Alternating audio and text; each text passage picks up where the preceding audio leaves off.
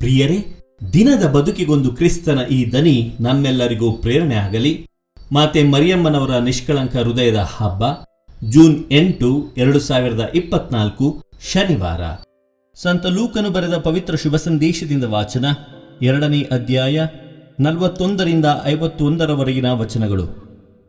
ಆ ಕಾಲದಲ್ಲಿ ಯೇಸುವಿನ ತಂದೆ ತಾಯಿಗಳು ಪ್ರತಿ ವರ್ಷವೂ ಪಾಸ್ಕ ಹಬ್ಬಕ್ಕೆ ಜೆರುಸಲೇಮಿಗೆ ಹೋಗುತ್ತಿದ್ದರು.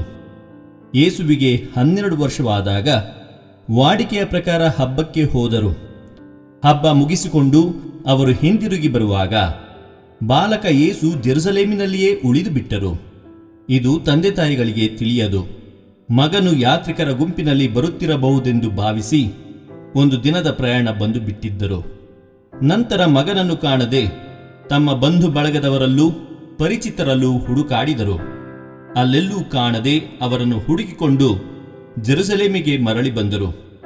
3 ದಿನಗಳ ಮೇಲೆ ಮಹಾದೇವಾಲಯದಲ್ಲಿ ಅವರನ್ನು ಕಂಡಾಗ ಅಲ್ಲಿ ಯೇಸು ಬೋಧಕರ ಮಧ್ಯೆ ಕುಳಿತುಕೊಂಡು ಅವರ ಉಪದೇಶವನ್ನು ಆಲಿಸುತ್ತಾ ಅವರಿಗೆ ಪ್ರಶ್ನೆ ಹಾಕುತ್ತಾ ಇದ್ದರು.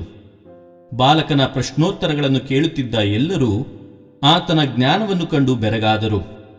ತಂದೆ ತಾಯಿಗಳು ಮಗನನ್ನು ಅಲ್ಲಿ ಕಂಡು ವಿಸ್ಮಯಗೊಂಡರು. ಆಗ ತಾಯಿಯು, ಕಂದ, ನಮಗೆ ಏಕೆ ಹೀಗೆ ಮಾಡಿದೆ? ನಿನ್ನ ತಂದೆಯೂ ನಾನು ಎಷ್ಟೋ ಕಳವಳಪಟ್ಟು ನಿನ್ನನ್ನು ಹುಡುಕಾಡಿದೆವಲ್ಲ ಎಂದಳು. ಅದಕ್ಕೆ ಉತ್ತರವಾಗಿ ಯೇಸು, ನೀವು ನನ್ನನ್ನು ಹುಡುಕಿದ್ದೇಕೆ? ನಾನು ನನ್ನ ತಂದೆಯ ಆಲಯದಲ್ಲೇ ಇರಬೇಕೆಂದು ನಿಮಗೆ ತಿಳಿಯದೆ ಹೋಯಿತೆ ಎಂದರು. ಆದರೆ ಅವರ ಮಾತು ತಂದೆ ತಾಯಿಗಳಿಗೆ ಅರ್ಥವಾಗಲಿಲ್ಲ. ಬಳಿಕ ಯೇಸು ತಂದೆ ತಾಯಿಗಳೊಡನೆ ನಜರೇತಿಗೆ ಬಂದರು. ಅಲ್ಲಿ ಅವರಿಗೆ ವಿಧೇಯರಾಗಿ ನಡೆದುಕೊಳ್ಳುತ್ತಿದ್ದರು. ಈ ವಿಷಯಗಳನ್ನೆಲ್ಲ ತಾಯಿ ಮರಿಯಳು ತನ್ನ ಮನಸ್ಸಿನಲ್ಲಿ ಸಂಗ್ರಹಿಸಿ ಇಟ್ಟುಕೊಂಡಳು. ಯೇಸು ಬೆಳೆದಂತೆ ಜ್ಞಾನದಲ್ಲಿ ಪ್ರವರ್ಧಿಸುತ್ತಾ ದೇವರಿಗೂ ಮಾನವರಿಗೂ ಅಚ್ಚುಮೆಚ್ಚಾಗುತ್ತಾ ಬಂದರು. ಪ್ರಭುವಿನ ಶುಭ ಸಂದೇಶ. ಕ್ರಿಸ್ತರೇ ನಿಮಗೆ ಸ್ತುತಿ ಸಲ್ಲಲಿ. ಚಿಂತನೆ. ಪ್ರಭು ಯೇಸು ಕ್ರಿಸ್ತರಲ್ಲಿ ನನ್ನ ಆತ್ಮೀಯ ಸಹೋದರ ಸಹೋದರಿಯರೇ, ನಾವು ಇಂದು ಮಾತೆ ಮರಿಯಮ್ಮನವರ ನಿಷ್ಕಳಂಕ ಹೃದಯದ ಹಬ್ಬವನ್ನು ಆಚರಿಸುತ್ತಿದ್ದೇವೆ. ಈ ಹಬ್ಬವು ಕಥೋಲಿಕ ಕ್ರೈಸ್ತರಲ್ಲಿ ಅತ್ಯಂತ ಜನಪ್ರಿಯವಾದ ಮರಿಯಮ್ಮನವರ ಭಕ್ತಿಯಾಚರಣೆಗಳಲ್ಲಿ ಒಂದಾಗಿದೆ. ಮಾತೆ ಮರಿಯಮ್ಮನವರ ಈ ಭಕ್ತಿಯಾಚರಣೆಗೆ ಪ್ರೇರಣೆ ಹಾಗೂ ಮೂಲ ಪವಿತ್ರ ಗ್ರಂಥವೆಂದರೆ ತಪ್ಪಾಗಲಾರದು. ಸಂತ ಲೂಕನು ಬರೆದ ಶುಭ ಸಂದೇಶ 2ನೇ ಅಧ್ಯಾಯ 19ನೇ ವಚನ ಹೀಗೆ ನುಡಿಯುತ್ತದೆ, ಮರಿಯಳಾದರೋ ಈ ವಿಷಯಗಳನ್ನೆಲ್ಲ ಮನಸ್ಸಿನಲ್ಲಿಯೇ ಇಟ್ಟುಕೊಂಡು ಆಲೋಚಿಸುತ್ತಾ ಬಂದಳು. ಆತ್ಮೀಯರೇ, ಈ ವಚನ ಮಾತೆ ಮರಿಯಮ್ಮನವರ ಧ್ಯಾನಾಸಕ್ತವಾದ ಹೃದಯವನ್ನು ಉಲ್ಲೇಖಿಸುತ್ತದೆ. ಕಥೋಲಿಕ ಧರ್ಮಸಭೆಯ ಸಿದ್ಧಾಂತದ ಪ್ರಕಾರ ಮಾತೆ ಮರಿಯಮ್ಮನವರು ನಿತ್ಯಕ್ಕೂ ನಿಷ್ಕಳಂಕ ಕನ್ನಿಕೆ, ಅಂದರೆ ಪರಮತ್ರಿತ್ವದ 2ನೇ ವ್ಯಕ್ತಿ ಯೇಸು ಕ್ರಿಸ್ತರ ಜನನದ ಸಿದ್ಧತೆಯಲ್ಲಿ ಮಾತೆ ಮರಿಯಮ್ಮನವರು ಕ್ರಿಸ್ತನನ್ನು ಗರ್ಭಧರಿಸಲು ಜನ್ಮ ಪಾಪದಿಂದ ವಿಮುಕ್ತಳಾಗಿರುವಂತೆ ದೇವರು ಚಿತ್ತೈಸಿದರು ಮಾತ್ರವಲ್ಲ, ದೇವರು ನೀಡಿದ ಈ ಕೃಪಾವರದ ಅನಂತ ಅರ್ಹತೆಯ ಮೂಲಕ ಆಕೆ ತನ್ನ ಜೀವನದುದ್ದಕ್ಕೂ ಯಾವುದೇ ಪಾಪಗೈಯದಂತೆ ಸಂರಕ್ಷಿಸಲ್ಪಟ್ಟಳು. ಆತ್ಮೀಯರೇ, ಈ ಮೂಲಕ ತನ್ನ ಮಗ ಯೇಸುವಿಗೆ ದೇವರ ಪುತ್ರನಿಗೆ ಜನ್ಮ ನೀಡುವ ಮೊದಲು ಮತ್ತು ನಂತರ ಮಾತೆ ಮರಿಯಮ್ಮನವರು ದೇಹಾತ್ಮಗಳಲ್ಲಿ ನಿಷ್ಕಳಂಕರಾಗಿದ್ದರು. ಹಾಗಂತ ಮಾತೆ ಮರಿಯಮ್ಮನವರು ಪಾಪ ಎಸಗಬಹುದಿತ್ತೆ? ಪಾಪ ಎಸಗುವ ಸಂಪೂರ್ಣ ಸ್ವಾತಂತ್ರ್ಯ ಆಕೆಗಿತ್ತೆ? ಖಂಡಿತವಾಗಿಯೂ ಇತ್ತು. ಆದರೆ ಆಕೆ ತಾನು ಬದುಕಿರುವವರೆಗೂ ಯಾವುದೇ ರೀತಿಯ ಪಾಪ ಎಸಗಲಿಲ್ಲ.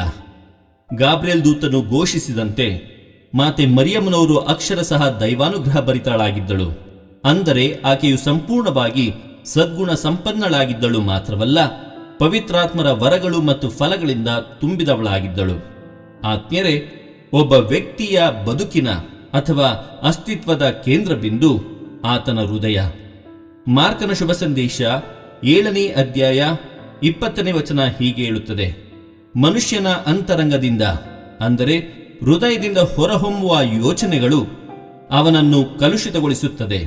ಹೀಗಿರುವಾಗ ಮಾತೆ ಮರಿಯಮ್ಮನವರ ದೈವಾನುಗ್ರಹದ ಪರಿಪೂರ್ಣತೆಯು ಆಕೆಯ ನಿಷ್ಕಳಂಕ ಹೃದಯದಿಂದ ಹೊರಹೊಮ್ಮುತ್ತದೆ. ಪ್ರಿಯರೇ, ದೇವರು ನೀಡಿದ ನಿಷ್ಕಳಂಕ ಹೃದಯದಿಂದ ಜನಿಸಿ ಜೀವಿಸಿ ಕೊನೆಗೆ ಸ್ವರ್ಗ ಸ್ವೀಕೃತಳಾದ ಆಕೆಯ ನಿಷ್ಕಳಂಕ ಹೃದಯವು ಆಕೆಯ ಪಾವಿತ್ರತೆಯ ನಿರ್ಮಲತೆಯ ಮೂಲ ಆಗರವಾಗಿದೆ. ಆದುದರಿಂದಲೇ ಆಕೆಯ ಹೃದಯವನ್ನು ನಿಷ್ಕಳಂಕ ಹೃದಯವೆಂದು ಕರೆಯಲಾಗುತ್ತದೆ. ಪ್ರಭು ಯೇಸು ತನ್ನ ನಿಷ್ಕಳಂಕ ಶರೀರವನ್ನು ತನ್ನ ಪೂಜ್ಯ ತಾಯಿಯ ಮಾಂಸ ರಕ್ತದಿಂದ ಪಡೆದುಕೊಂಡಂತೆ ತನ್ನ ನಿಷ್ಕಳಂಕ ಹೃದಯವನ್ನು ತನ್ನ ತಾಯಿಯ ಹೃದಯದಿಂದ ಪಡೆದುಕೊಂಡರೆಂಬುದು ಸತ್ಯಸ್ಯ ಸಂಗತಿ. ಆತ್ಮೀಯರೇ, ಯೇಸು ತನ್ನ ಪ್ರಾಣಾರ್ಪಣೆ ಮಾಡುತ್ತಿದ್ದ ಕಲ್ವಾರಿಯ ಶಿಲುವೆಯ ಬುಡದಲ್ಲಿ ಕ್ರಿಸ್ತನ ಮತ್ತು ಮರಿಯಳ ಹೃದಯಗಳೆರಡು ಮನುಕುಲದ ರಕ್ಷಣೆಗಾಗಿ ಒಂದಾಗಿದ್ದವು. ಈ ಕಾರಣದಿಂದಲೇ ಎರಡು ಹೃದಯಗಳನ್ನು ಒಟ್ಟಿಗೆ ಗೌರವಿಸುವುದು ಯೇಸುವಿನ ಪವಿತ್ರ ಹೃದಯದ ಹಬ್ಬದ ನಂತರ ಮಾತೆ ಮರಿಯಮ್ಮನವರ ನಿಷ್ಕಳಂಕ ಹೃದಯದ ಹಬ್ಬವನ್ನು ಆಚರಿಸಲಾಗುವುದು. ಯೇಸುವಿನ ಪವಿತ್ರ ಹೃದಯವು ಮಾನವರಾದ ನಮ್ಮ ಮೇಲೆ ದೇವರಿಗಿರುವ ಉತ್ಕಟ ಪ್ರೀತಿಯನ್ನು ಸಂಕೇತಿಸಿದರೆ, ಮಾತೆ ಮರಿಯಮ್ಮನವರ ನಿಷ್ಕಳಂಕ ಹೃದಯವು ದೇವರ ಮೇಲೆ ಆಕೆಗಿದ್ದ ಉತ್ಕಟ ಪ್ರೀತಿಯನ್ನು ಮತ್ತು ದೇವರ ಮೇಲೆ ಮನುಷ್ಯರಾದ ನಮಗಿರಬೇಕಾದಂಥ ಪ್ರೀತಿಯನ್ನು ಸಂಕೇತಿಸುತ್ತದೆ. ಆತ್ಮೀಯರೇ, ದೇವರ ಮೇಲೆ ಮಾತೆ ಮರಿಯಳಿಗಿದ್ದ ಉತ್ಕಟ ಪ್ರೀತಿ ನಮ್ಮಲ್ಲೂ ಇದೆಯೇ? ನಮ್ಮ ಋನ್ಮನಗಳು ಎಷ್ಟು ಪರಿಶುದ್ಧವಾಗಿದೆ, ಎಷ್ಟು ಪವಿತ್ರವಾಗಿದೆ ಎಂಬುದಾಗಿ ನಾವು ನಮ್ಮನ್ನೇ ಪ್ರಶ್ನಿಸಿಕೊಳ್ಳಬೇಕಾಗಿದೆ. ಆತ್ಮೀಯರೇ, ದೇವರ ವಿರುದ್ಧ ಪಾಪಗೈಯುತ್ತಾ ಆ ತಾಯಿಯ ಹೃದಯವನ್ನು ನೋಯಿಸದಿರೋಣ. ಇಂದಿನ ಶುಭ ಸಂದೇಶದಲ್ಲಿ ನಾವು ಆಲಿಸಿದಂತೆ ಆ ಬಾಲಕ ಕ್ರಿಸ್ತನಂತೆ ನಾವೆಲ್ಲರೂ ದೇವರಿಗೆ ವಿಧೇಯರಾಗಿ ಜೀವಿಸೋಣ. ಮಾತೆ ಮರಿಯಮ್ಮನವರು ನಮಗಾಗಿ ಪ್ರಾರ್ಥಿಸಲಿ. ದೇವರು ನಮ್ಮೆಲ್ಲರನ್ನು ಆಶೀರ್ವದಿಸಲಿ. ಇದು ದನಿ ಮಾಧ್ಯಮ ಮನೆಯ ಕೊಡುಗೆ.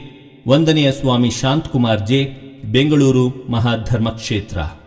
ಪ್ರಿಯರೇ, ಈ ಚಾನೆಲ್ ಅನ್ನು ಸಬ್ಸ್ಕ್ರೈಬ್ ಮಾಡಿ ಪ್ರತಿದಿನ ದೇವರ ವಾಕ್ಯವನ್ನು ಆಲಿಸುತ್ತಾ ಅದನ್ನು ಇತರರೊಂದಿಗೆ ಹಂಚಿಕೊಳ್ಳಲು ನಮಗೆ ನೆರವಾಗಿರಿ. ಧನ್ಯವಾದಗಳು.